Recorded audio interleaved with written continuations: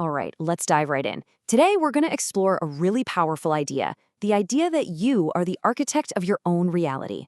We're going to break down a framework that shows you how to consciously direct your personal energy to, well, shape the life you actually want.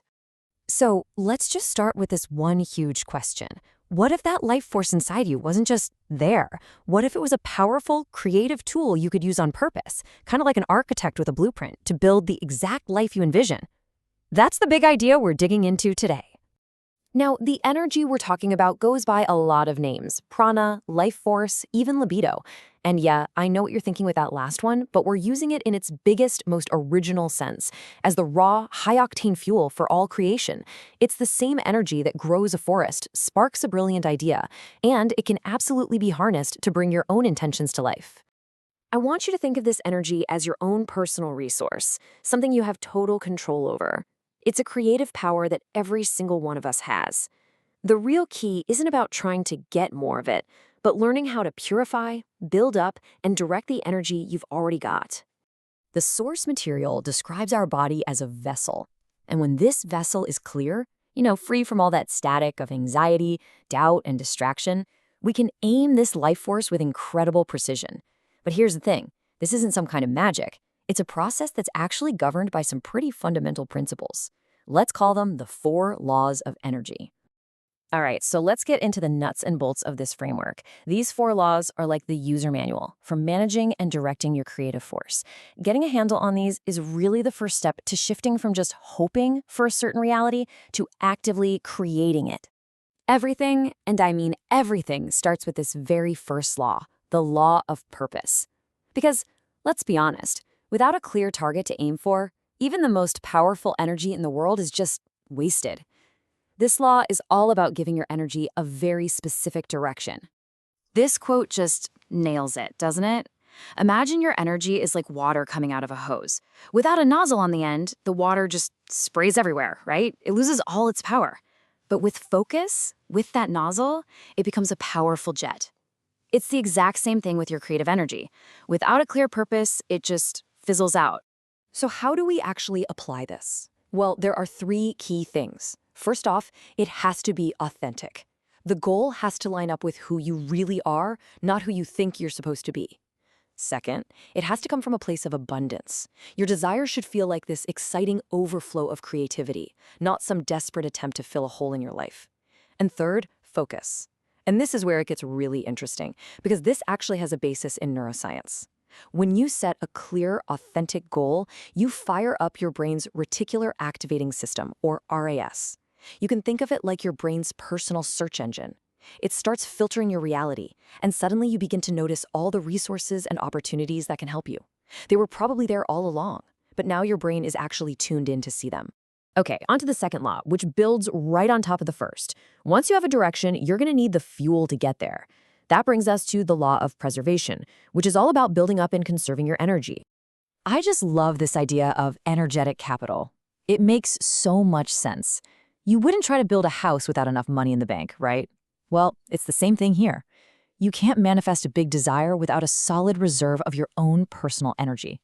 You've got to save it up and then invest it wisely in your goals. So, how do you build this capital? Through something the source calls energetic hygiene. Basically, this just means plugging up the leaks where your energy escapes. You know what I'm talking about. Pointless gossip, getting stuck in the same toxic relationship patterns, or just chronic worrying. By mastering this internal containment, you build up what's called a golden reserve of power.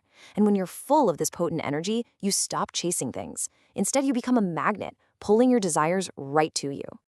So you've got your purpose and you've built up your energy. Now for the really cool part, the alchemy. This third law, the law of formation, is about how you actually transform that non-physical energy into a physical reality. And this is a huge point. This goes way beyond just positive thinking or visualization. It's not about seeing a picture in your head. It's a full-body somatic experience. You have to feel the reality of your desire in every single cell of your being as if it's already happened. The source uses this beautiful metaphor of sacred gardening to explain it. Think of it like this. Your body is the fertile earth. Your elevated emotions, like joy, gratitude, excitement, that's the water. And your focused intention? That's the seed. When you combine all three, you actually begin to taste the desire through physical sensation. This is what triggers a powerful electromagnetic imprint that reality then starts to match. And now for the final and maybe the most paradoxical law of them all, the law of freedom. This is where you learn the incredibly important art of letting go. Just look at this contrast. Our natural instinct, when we want something really badly, is to cling to it, right? We obsess over it. We check constantly to see if it's here yet. But the law demands the exact opposite. It requires release. And this tension right here between our instinct and what we need to do is where most people get stuck. So what does letting go actually mean? Well, in a word, trust. Trust in yourself. Trust in the process. You've set your intention, you've fueled it up, you've embodied the feeling. Now, you release it. You make a choice to find your happiness and fulfillment right here, in this moment, totally independent of whether the thing shows up or not. And here's the crazy paradox. That state of non-attachment, that lack of neediness, is what makes you the most magnetic to your desires. Okay, so we've covered the 4 laws, the theory behind this whole framework. Now let's turn that theory into a really clear, actionable blueprint. Here are the 4 steps you can take to put these laws into practice right away. It's a beautifully simple process, really. Step 1, formulation. Get crystal clear on one desire that truly lights you up. That's your law of purpose. Step 2, accumulation. Build up your inner power, plug those energy leaks. That's the law of preservation. Step 3, embodiment. Feel the wish fulfilled in your body, right here, right now. That's the law of formation. And finally, step 4, release. Let it all go with a deep exhale and find something to enjoy in this moment. And that, my friends, is the law of freedom in action. We've gone through the laws and the steps, but there's one final, absolutely essential insight that ties this whole thing together. You can think of it as the master key that unlocks the entire process. It's about a fundamental shift in perspective from getting something to being someone.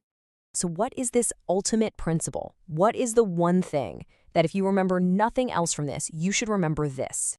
And there it is. This is the big one.